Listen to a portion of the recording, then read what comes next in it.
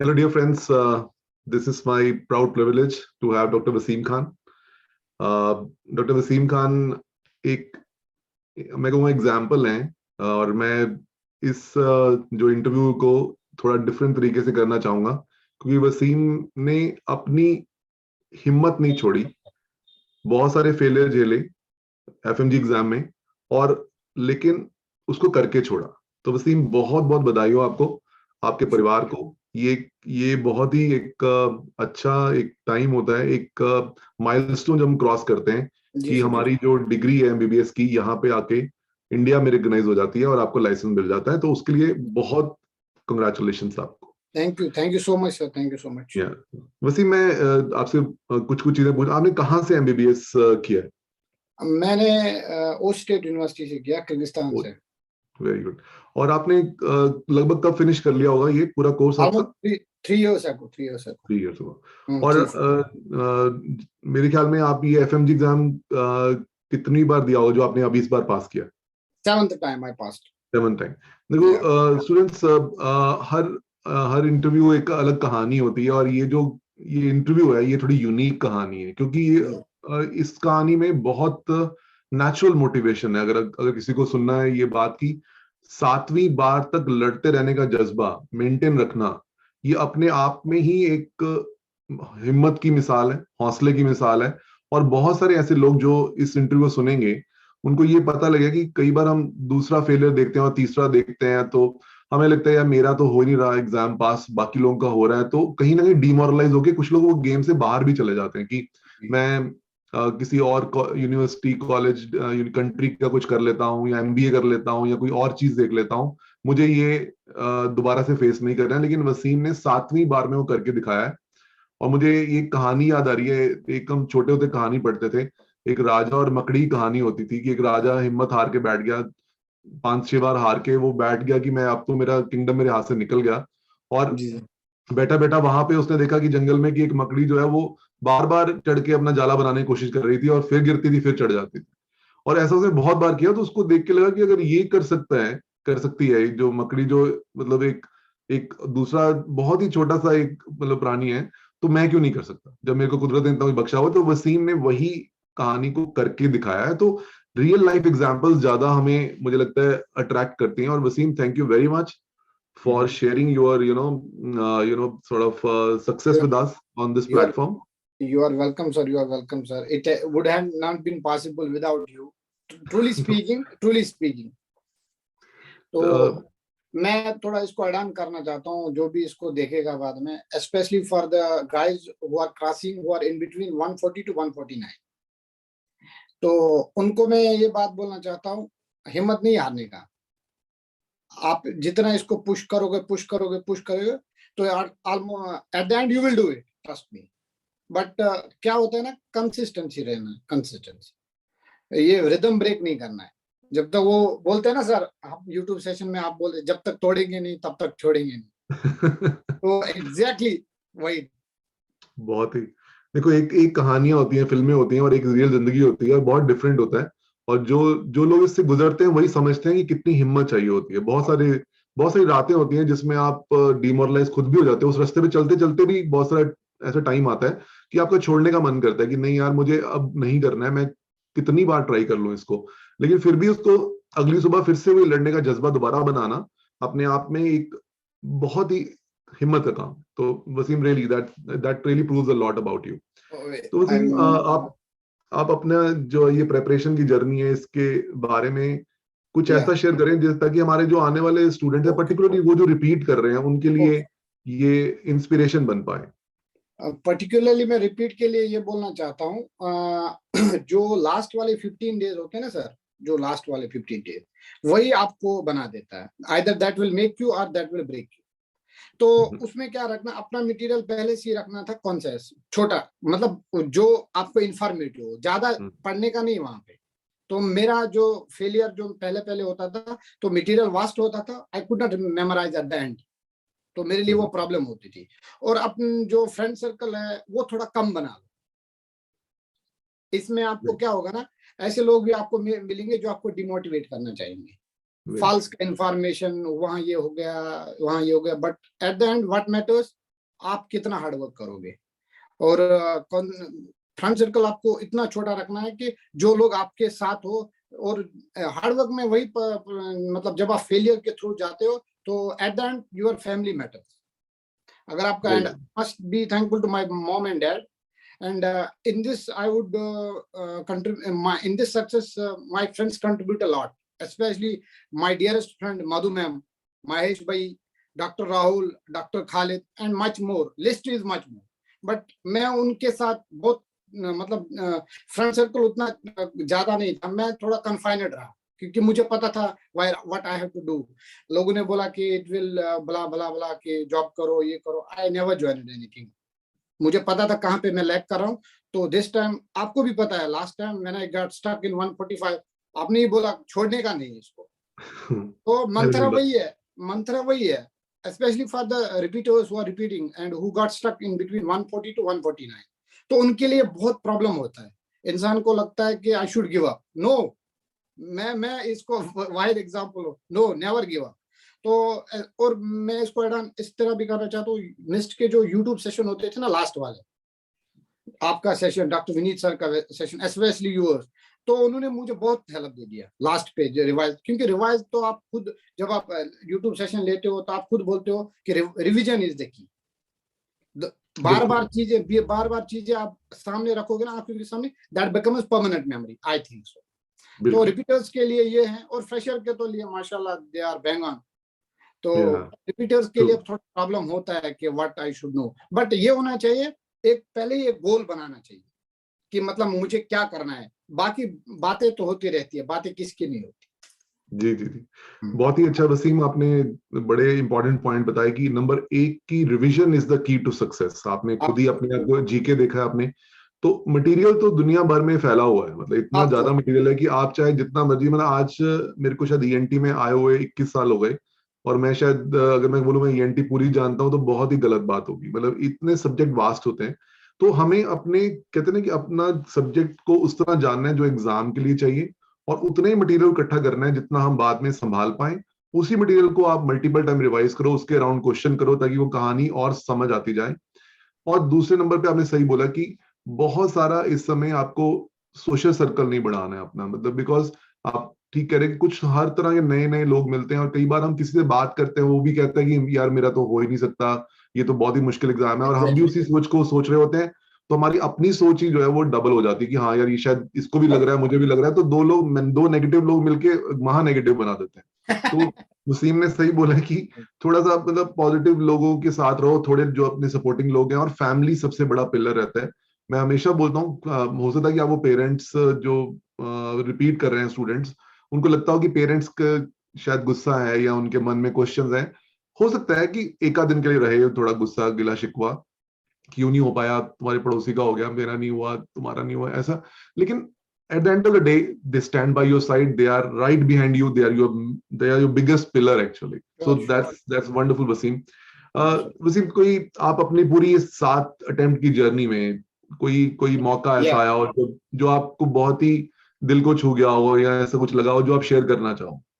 Share मैं इस तरह करना चाहता हूँ, लास्ट वाले अटेम्प्ट में आए, मतलब from last 1 year you have been knowing me Waseem through. तो जब मटेरियल ज्यादा बढ़ता गया तो रिवीजन कम होता जा रहा था, क्योंकि लास्ट पे 15 days एंजाइटी सो मच। क्योंकि आपने भी बोला सेशन के दौरान कि जिस बंदे को एंजाइटी नहीं होती, मुझे नहीं लगता वो अप टू डेट है। सर सही है ना? बिल्कुल। तो उसमें मैंने ये क्या कर रहा था, मैंने हमेशा पहले I started from the medicine. जब मैं फेल हुआ तो मैंने मेडिसिन ही शुरू कर दिया था, क्योंकि मुझे लगा था कि मुझे वो रिवीजन उसका मार देता है लास्ट पे, तो मटेरियल ज्यादा होता था, तो मैंने मेडिसिन से ही शुरू किया। और ईएनटी तो इतनी बार पढ़ी थी, तो जो क्वेश्चन वहां दिख जाता था सीधे, मतलब आपका सेशन आ जाता था, उसे याद रखना, उस पे ये हो जाता, कैंसर में ये हो जाता, तो सीधे वहीं पे लग जाता था, शॉर्ट हो जाए। और मैं पैडन और भी करना चाहता हूँ, सब्जेक्ट नहीं छोड़ना कोई। बहुत ही अच्छी बात वसीम, ये आपने this is the most, you don't have to leave any subject out of 19, make 13 14 very मतलब अगर Perfect. out of 100% you should be able to give 90% MCQs, I mean say. बाकी जो पोर्शन बनता है छोटा मोटा whatever you leave at the end, but उसको average बना लो, ताकि जब लास्ट पे आप हो जाओगे तो वो definitely you will crack one. और मैं बिल्कुल सही बोला, सब्जेक्ट नहीं छोड़ना है। और मैंने जितने भी स्टूडेंट से इंटरेक्ट किया जो पास इस बार, लगभग सबका ये मैसेज था कि सब्जेक्ट कोई नहीं छोड़ना। हाँ, कुछ ज्यादा अच्छे होंगे, थोड़े वीक होंगे, कुछ बहुत वीक होंगे, लेकिन करके सारे जाने हैं हमें, क्योंकि ये इंपॉर्टेंट है। और मैं बार बार इस बात को सब स्टूडेंट्स के लिए बता रहा हूँ जो अभी प्रिपेयर कर रहे हैं या रिपीट कर रहे हैं, कि सब सिंपल होते हैं और वो आ जाते हैं वहां पे। और उस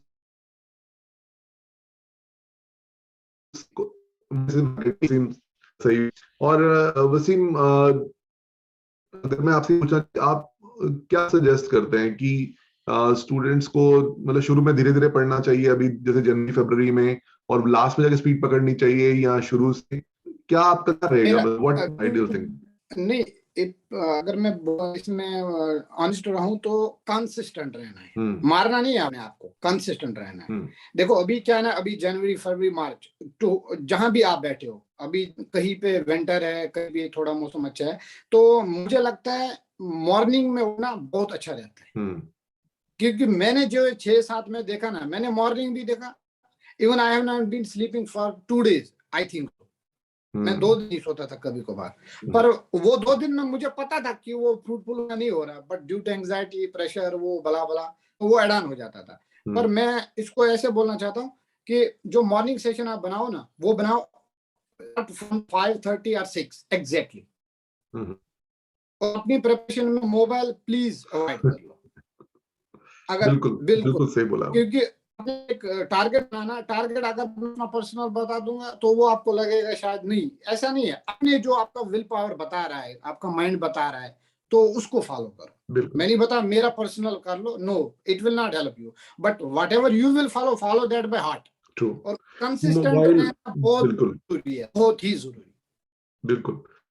वसीम की एक बात बहुत इंपॉर्टेंट जो सब स्टूडेंट सब काम आएगी, मोबाइल जो है ये डबल एज स्वॉर्ड है। अगर आप इस पे आधा पौना घंटा खोल के कुछ यूट्यूब पे पुराने क्वेश्चन देख रहे हो, टेलीग्राम क्वेश्चन देख रहे हो तो ठीक है, लेकिन अगर आप बैठे बैठे लोग जवाब दे रहे हो, फेसबुक देख रहे हो, इंस्टाग्राम देख रहे हो, तो यही चीज हमें अपने दूर रखे।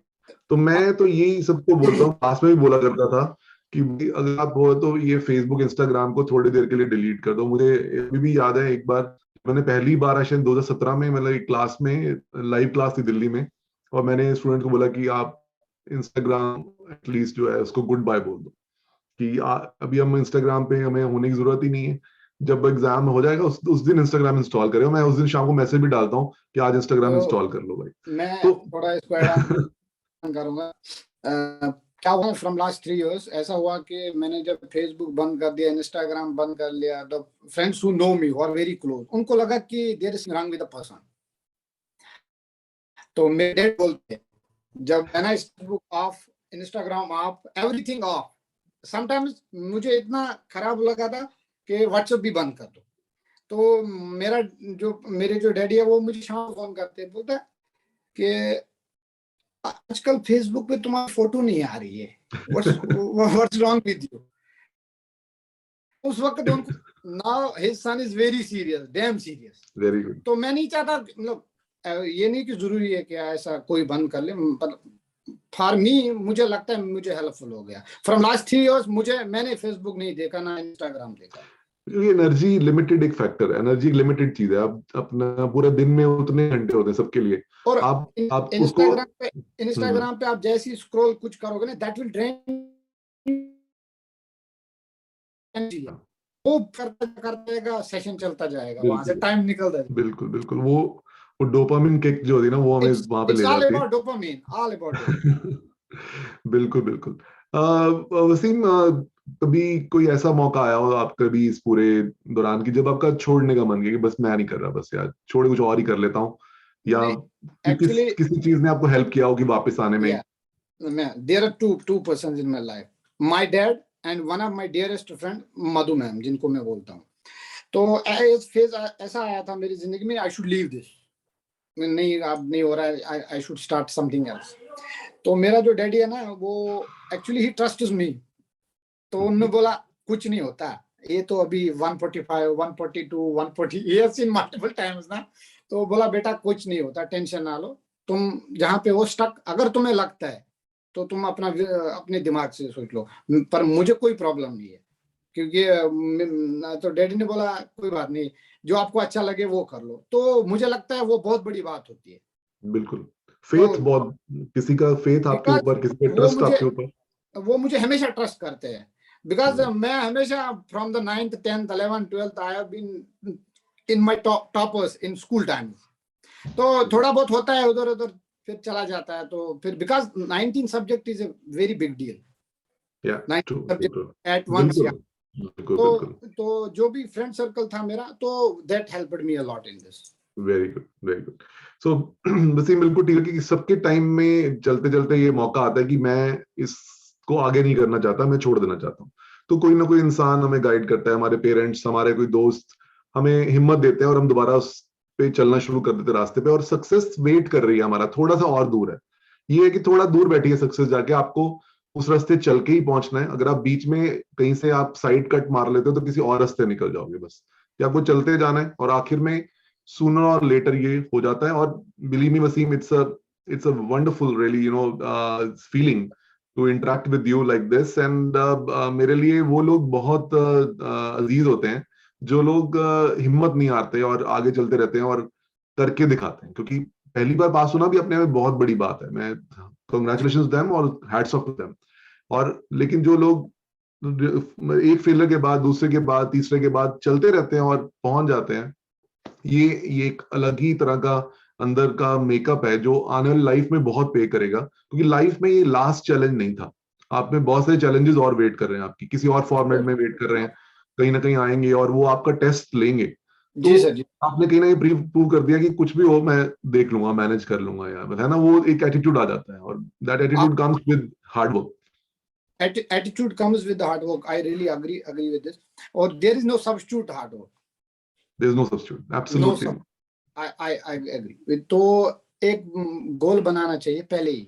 और मैं क्यों अभी इस सेशन में हूँ, क्योंकि स्पेशली माइक जो मेरे दोस्त लोग हैं जो अभी स्टक हो गए 140 से 140, स्पेशली मैं उनको मैसेज देना चाहता हूँ, trust me, by God things happen. Very good, when I बहुत ही वाज, बढ़िया। जो मैं 140 से 149, तो मुझे भी ऐसा लगता था नहीं यार, इट इज बोरिंग यार, कौन पढ़ेगा भाई 3 आवर 13 आवर्स 15 आवर्स, ना दुनिया का पता ना कुछ। And really it helped me in this case. बहुत ही, मुझे याद है लास्ट टाइम जब आपका रिजल्ट आया था तो आपने फोन पे हमारी बात हुई थी। तो मतलब एक टाइम होता है कि आप छोड़ने का मन करता है, लेकिन आप डटे रहे, आपने करके दिखाया वसीम। और मेरी तरफ से आपके पेरेंट्स को, आपके फादर मदर को, परिवार को बहुत दिली बधाई। और मैं ये चाहता हूँ कि आप आगे भी ऐसे ही जज्बा अपना मेंटेन रखो और आगे इंशाल्लाह। भी आगे बढ़ते जाओ और अपनी लाइफ में कोई ऐसा मुकाम अचीव करो जो आप अपने बारे में मतलब लाइक आपको लगे कि हाँ मतलब मैंने बहुत अच्छा किया, क्योंकि आप में वो है जो आप आगे बढ़ के कर सकते हो। तो I think sky is the limit for you. Of अब कोर्स। थैंक मेरी you, thank you sir, thank you so much, thank you so much, thank you Waseem, thank you very much. Thank you so much sir.